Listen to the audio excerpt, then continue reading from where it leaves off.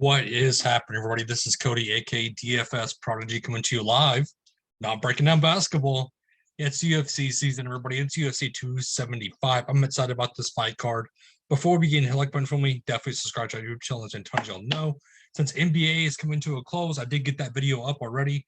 We're going to talk some more UFC. Where I used to do it a lot. I'm still doing the article breakdown of the fights, but why not? Let's get some content out there on YouTube. Let's get some videos out rolling.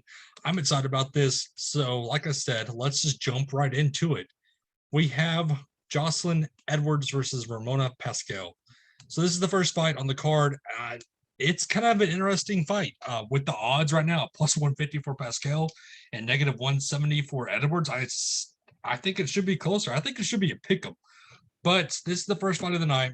Pascal just made her debut a few months ago. It was a tough fight, to say the least, against Justina at Nunes. I do like the upside of Pascal, though. So here's why. Pascal looked good in that loss. She looked like she didn't want to give up. She was doing her best in that fight. I liked that. I liked her fighting style there. I liked the upside that she brought to the table in that fight. I'm liking her once again in this fight against Jocelyn Edwards, coming off 2 losses against Jessica Rose Clark, which is a tough loss. That's a good opponent, and so was Cara Rosa. I still like Pascal, though. I still like the upside that you're getting at plus 150. I think Pascal is just the better fighter. I think she showed more heart. I think she showed more of her upside in the styling. I just like Pascal here. I think she's going to shoot for the takedown. The takedown defense is awful for Jocelyn Edwards. That's going to be the main thing, is if Pascal can go for those takedowns. I do like what I'm seeing out of her. And looking at the price tags of that first fight, let's bring it up. Where is it? 7,500 for Pascal and 8,700 for Jocelyn Edwards. Give me Pascal all day, every day at 7,500. I'm liking what I'm seeing out of her. I like the upside that she brings. Give me her right here. And going to the next female fight, we have Na versus Juarez at 8,600 and 7,600. If we go back to Tapology, let me bring up this fight real quick. All right, so the Liang versus Juarez. So both fighters are coming off of losses.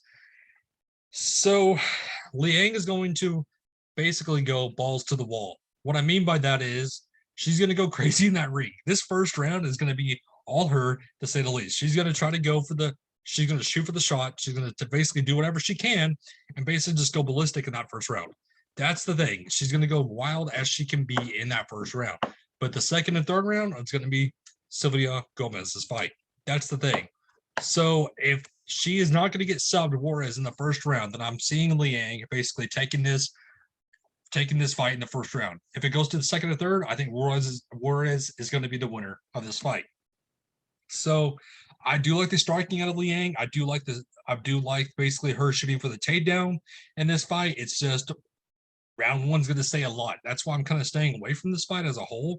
I'm just not really wanting to go to it because it is so versatile and you really don't know what's going to happen. So give me Liang first round. If it goes second or third, this is more of a live betting fight, in my opinion.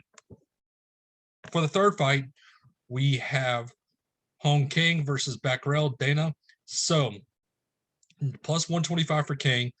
Becquerel is negative 150. So this is an interesting fight. Dana is coming off of a knockout loss against Chris Gutierrez, which we know how that goes. Chris Gutierrez is kind of an up and down fighter. We know how it goes, though. Dana is going to want to come in this fight, and he wants to go for the win. He's going to have to. Basically, this is win for him or go home, in my opinion, in this fight. King, it's kind of iffy to me. He just has not been finished. That's the thing. Is Dana's going to go for the knockout, but King has not been finished in a round by knockout, to say the least. So that's going to be the big thing. It's just the resume that King is showing is not really the greatest. I mean, Lou Davis, Ishiara, Ramos, not really the greatest, in my opinion. I mean, Dana was coming off of a knockout loss to Chris Gutierrez, beat Brandon Davis, Natividad, Cantonini, Heli Tang. I do like the upside. For me, I do like Dana here just a little bit more, but I can see why you want to go to King. I understand the love. If we go to the predictions, I mean, look, Topology is showing Dana 76%. So it is what it is in this fight. This is a better fight, though, to me, is Jake Matthews versus Andre Fiallo. Look what Andre Fiallo has done recently. Beat Cameron Van Camp, He beat Miguel Baez, a good win.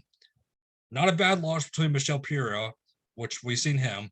So he's not bad. I mean, Andre Fialli's trying to make a name for himself. Matthews has a ton of experience in the UFC, being only 27. He's 17-5. That's kind of crazy to me. But he's not fought the best fighters. If you look at the Sean Brady, that was a good loss. I will give him that. Diego Sanchez, not in his prime. Meek, Arkman, Rocco Martin, not really the biggest names to say the least. So Fiallo, he has the massive size advantage. If we look right here, I mean, he has the reach, he has the size. I do like the physicality out of Andre Fiallo much more. Give me Andre Fiallo here. I think he's just fought the better fighters. I think he's the better fighter all the way around. I do like Andre Fiallo here, to say the least. Going to the next fight, Steve Garcia. Or wait, we got to go to DraftKings and look at what the odds were on Dana King also. And 8,300 and 7,900. That's not bad, to say the least. And then if we go look at the Andre Fiallo fight, where is it? Oh, right here. 8,500 for Fiallo, Jay Matthews 77. So I do like Andre Fiallo at 8,500. But now we're going to the next fight in Steve Garcia versus Hussier. So Steve Garcia 8,400. Here's the thing with Hussier and Steve Garcia. Steve Garcia, he's been up and down. That's the thing for me is he has not fought the best competition. I mean, Luis Pena, we know what happened to him, to say the least. We saw that, how that broke down. So in this fight, to me, Hussier looked good on Dana White's Contender Series. He did look really good in there. I do give him that. He has power with the hands. He's quick on the feet. I do like the upside. Garcia has a decent chin, and the style of fighting is definitely something to see with the southpaw stance and kind of how he can flip it up and down. So I do like Garcia here. I think he's going to pull out the win. I don't think that he's the best fighter on DraftKings, to say the least, based on the upside, but I'm just like him overall from a betting perspective. So give me Steve Garcia here. Going to the next fight in Sangwoo Choi versus Josh Kaliba. Sorry if I mispronounce some names. That's just kind of how it is. It's some of these names are kind of tough to say. So sorry if I do mess up some of these names, but Sangwoo Choi versus Joshua Kaliba. So Joshua Kaliba, I don't mind what he's done. I mean, the Jalen Turner loss, though, is kind of what scares me. So Choi, though, he's coming off a bad loss where he got stubbed against Alex Caceres. I think this is a good bounce back fight for him, for Choi. I do like Choi here. He's good on the feet. He has the left kicks that thrive. Choi brings the power in his hands for sure. I just think that the sub game is what worries me with Choi. But if this fight does stay on the feet, I think this is Choi's fight to win. I do like the upside that Choi brings to the table. The betting is kind of iffy to me because he is the large favorite, and 9,100 is a tough pill to swallow on DraftKings. But I don't mind picking Choi here, to say the least. Brendan Allen versus Jacob Macoon. What a fight. This is a good fight to me.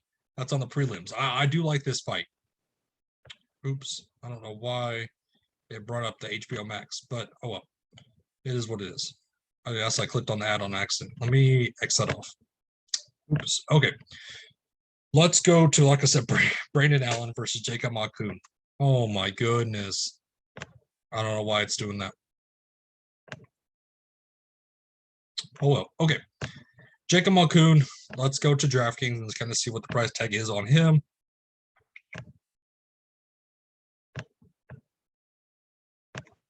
Okay. Brendan Allen, 9,000, Jacob Macoon, 7,200.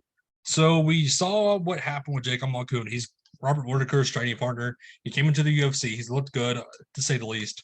But Brendan Allen, 9,000, I do like that price tag for sure on Brendan Allen. I think he brings the upside to the table compared to what Jacob Macoon has done. I just don't like Jacob Macoon, to say the least. I'm not really a huge fan of Jacob Macoon. I haven't been for a minute. Like I said, I know that he was Robert Whitaker's training partner. He looked good against AJ Jobson. He looked good against Abdul Rahik Al Hassan. But this is Brendan Allen we're talking about. Brendan Allen's a good prospect in the table. The battle of the grapplers, I mean, Macoon is a good grappler, but give me Brendan Allen. He's the better grappler by far. I think he's the better takedown defense. I think that's what we saw out of him. Allen is good on the ground. I think the striking that he's been working on is starting to show way more than usual. So I do like Brendan Allen. I do like that 9,000 price tag, to say the least. I think that's a good price tag in the middle of this salary. So Moving on to the next fight, we have Jack Dela Madelia versus Romanov Amiv. So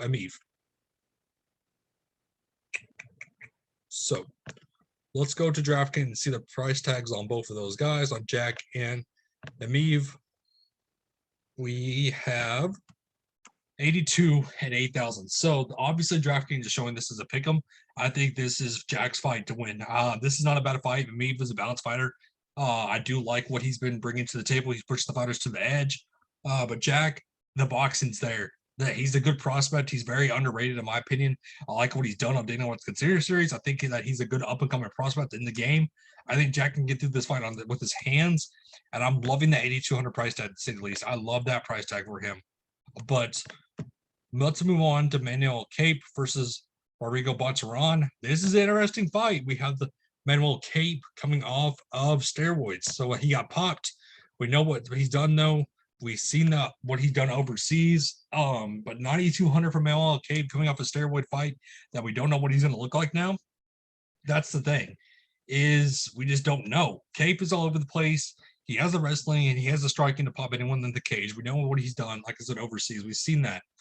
Botswan is not a bad fighter, though. He has decent power in the hands also. He can hang in the cage if he doesn't get clipped by Cape. I think this is a very underrated fight for Botswan at 7,000 as a low-priced underdog that you can throw into your lineups as a sneaky play. But to say the least, we just don't know what we're going to get out of Manuel Cape. This is kind of a statewide fight, in my opinion. Now we have Weili Zhang versus Janina Rosenstruck. So, the rematch.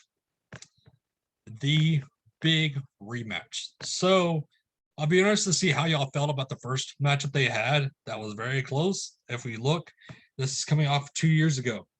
Weili Zhang, we know what she's done in the ring so far. It's the rematch. It's been 2 years since Janina has fought. She's been waiting for this fight. She's been waiting to stay in shape for this fight.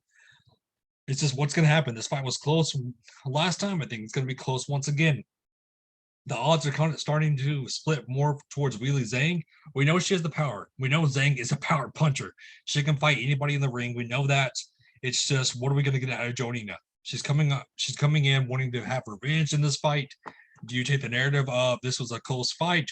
Janina, I know she shows the damage in her face. I know she does when she gets clipped. It's just what's going to happen when she gets in that ring and she wants to have revenge on Weili Zhang and win this fight. We don't know. That's the thing. That's the part of the UFC. It's been 2 years since Janina fought. We don't know.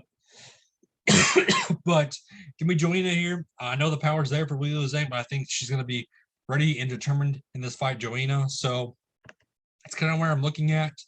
If we look at the DraftKings salary, it's 8,800 for Zhang. Janina 7,400. I do like that 7,400 price tag on Janina Rosenstruck. I do. So now we go to a kind of a straightforward fight in Valentina Shevchenko versus Talia Santos.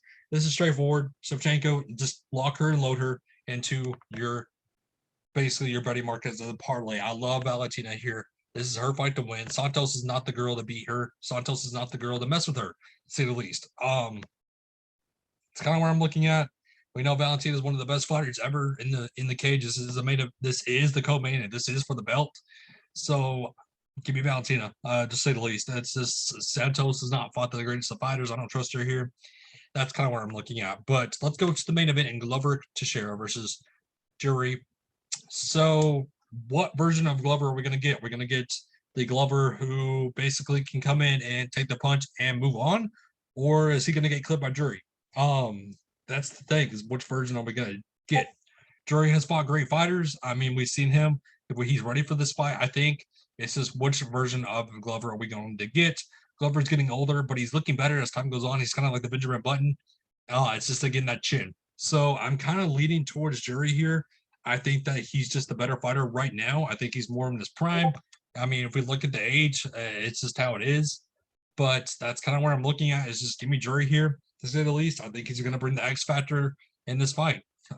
But if we look at the DraftKings pricing, I do like Jury at 8,900. So that's kind of where I'm looking at. This is kind of my DraftKings score. Brendan Allen, Gallo, Jack, and Jury. So that kind of wraps up this video for us, guys. Though, thank you for tuning in. I hope it's a great, safe rest of their night. Have a good one, everybody.